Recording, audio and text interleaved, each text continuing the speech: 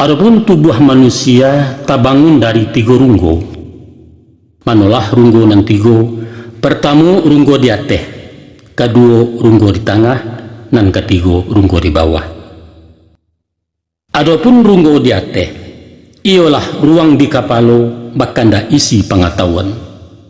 Ibarat jinamu mesin kapa, ulu tanago baliang-baliang pembalah ayah di lautan. Tasabui runggo di tengah, yaitu dado rumpun hati sangka iman lubuk agamo. Ikolah pidomang jurumudi, ibarat kompas di nang kodo, jan sampai sase pelayaran hilang tujuan tanah tapi. Nan dimungkasui runggo di bawah nak, parui nan minta dikanyangkan nan bak paraka tampek barang. Santano muatan kosong, alamat oleng jalan kapa, diampeh ombak juga lombang menantang karam tabatumpa.